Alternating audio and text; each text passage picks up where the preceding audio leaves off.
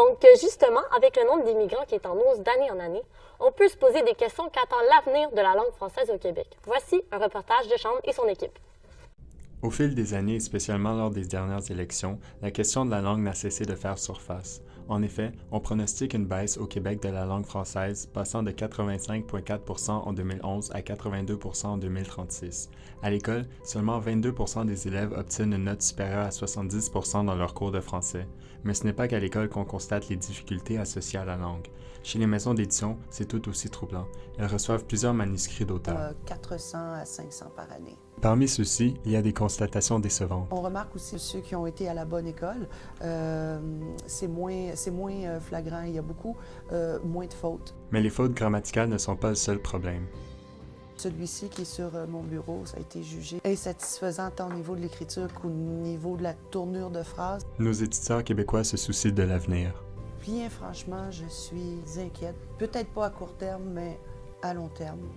Selon les statistiques du ministère de l'Éducation, le taux de réussite pour le volet maîtrise de la langue baisse sans cesse, atteignant tout juste les 84%. Malgré tout, certains demeurent positifs. Moi, je suis pas si défaitiste. La culture québécoise, que ce soit littéraire, musicale, je la trouve vivante. Je fais du rap depuis 2005.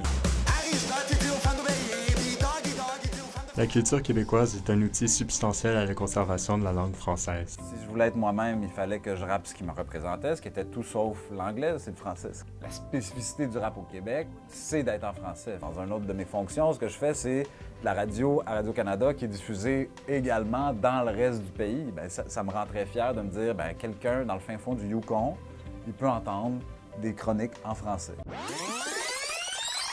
Parler français comme québécois. C'est quoi la question? Je m'appelle Rose. Mohamed. Je viens du Liban. Je viens des Philippines. J'ai commencé à aller à l'école de cours de français. Oui, alors ça fait 4 mois. 2 ou 3 semaines. Quand je suis arrivée au Québec, c'était tellement froid. C'était très froid et je portais un peu de vêtements. Mais je voulais manger tout ce qui est nouveau, poutine.